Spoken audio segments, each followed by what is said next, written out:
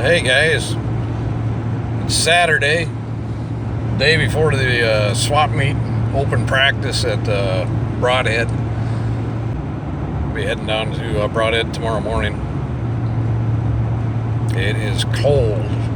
Winter is already settled in here in Wisconsin. We had no fall this year, and it's 37 degrees on my dash right now. So, but I am 3 hours north of Broadhead, so hopefully it warms up a little bit. We were planning to take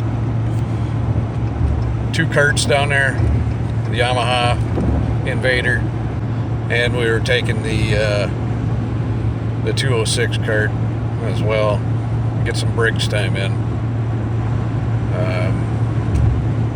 But yeah, I'm not liking the temperature. 36 degrees now. It dropped another degree. Yeah, winter is here in Wisconsin already, and it's not even November. That sucks. But that's how it goes. That's Wisconsin for you. It's cool, it's windy, it's everything in between, and I'll be listening to Dad complain all day long tomorrow that he's cold. Hot chocolate cookies so he can get his energy from sugar and sweets and all those things that he always eats, because he's the cookie and donut guy in the family. So even at 73 years old, he still is the cookie and donut guy. Yeah.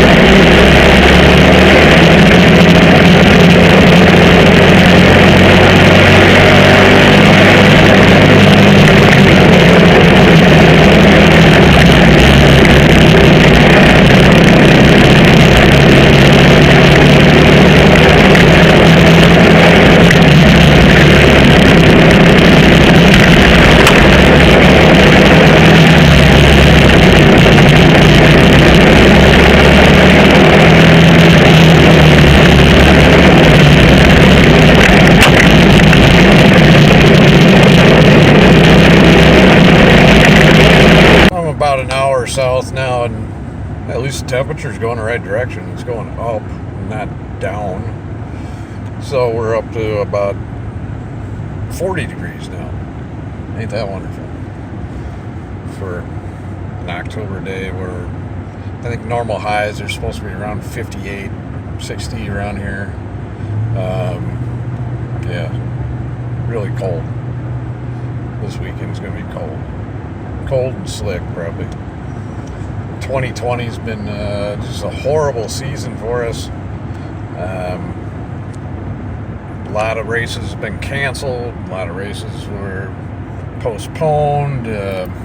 Schedule conflicts, lockdowns, mask orders, all that kind of crap. Went on and on and on.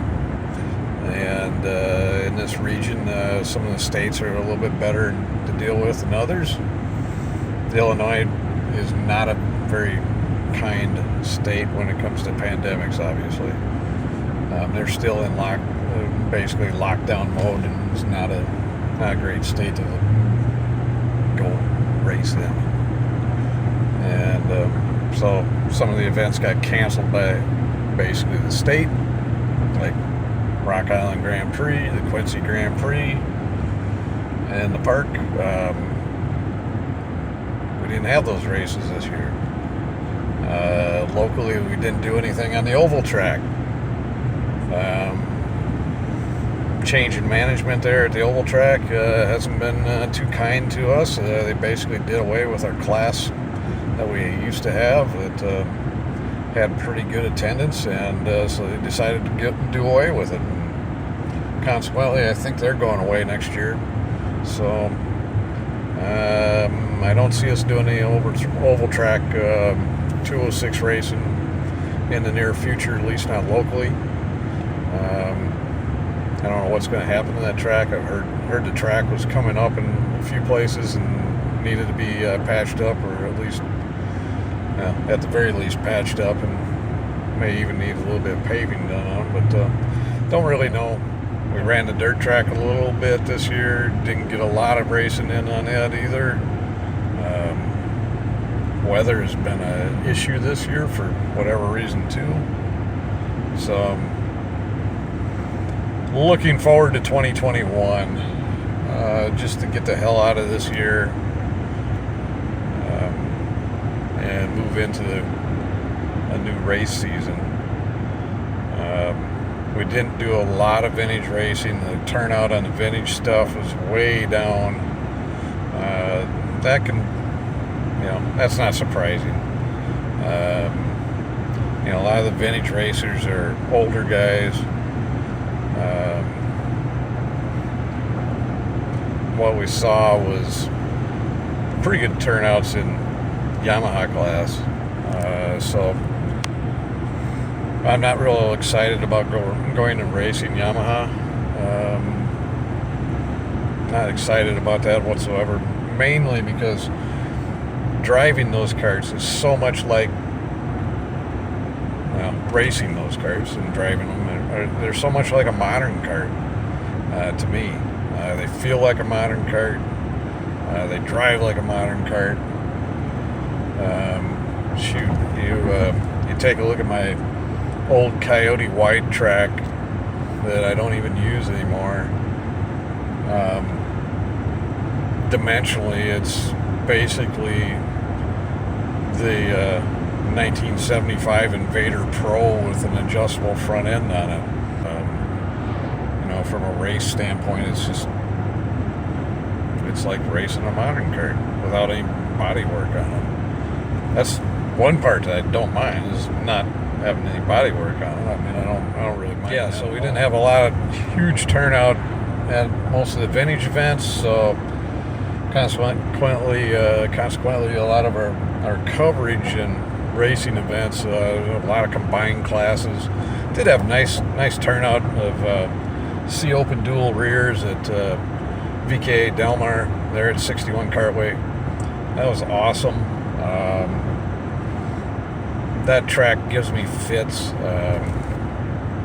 Since I had brain surgery 5 years ago,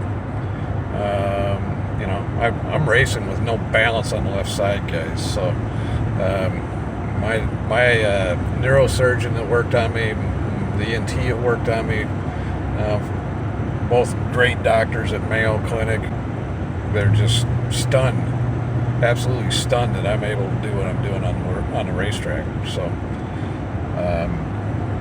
I'm missing all the left side balance. So a track like 61 Cartway with the right hand turns, the elevation changes,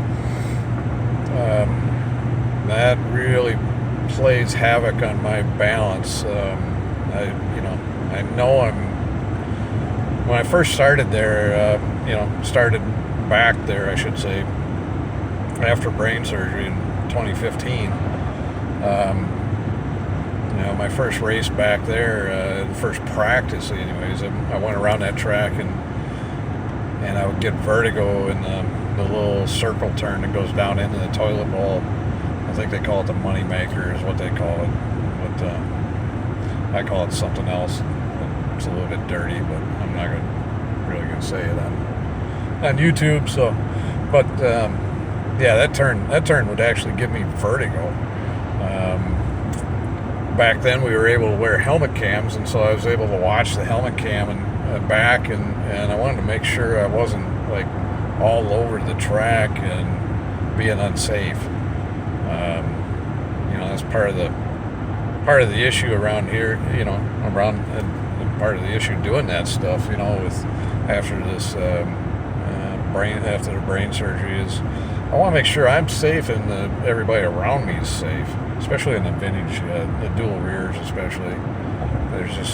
They have so much power, and they're so torquey and fast, and you know, it makes it interesting to race without any Nerf bars, without any bumpers, guys. You know, I think some of the 206 guys could probably learn from that. If they took the bumpers and Nerf bars off, all that body work off, they might race a little bit more respectfully and cleaner on that note. But yeah, that track really plays havoc with me. I have a hard time with a lot of the right-hand turns, especially there. But that said, I went over there on the fall challenge, ran the fall challenge, and you know, would have been like the 6th time in the Invader, maybe 7th time. Yeah, 7th time in the Invader. And I broke down into the I think it was it was the high 46 second lap times. Not quite as fast as, say, Tony or you know, some of the other guys who run piston port. But I was also running a bone stock motor too, so you know, that has some things to do with it. The motor we were running is a blueprint. Yeah, it's got the pipe for the piston port, but it's a blueprint motor. So that'll change. Next, you know, whole 2020 thing has kind of messed us up. Didn't get to test our open motor on the Yamaha with the Invader, so we never got around to that. I was going to run some sprint races since I knew I wasn't going to run oval track races. I was going to run some sprint races.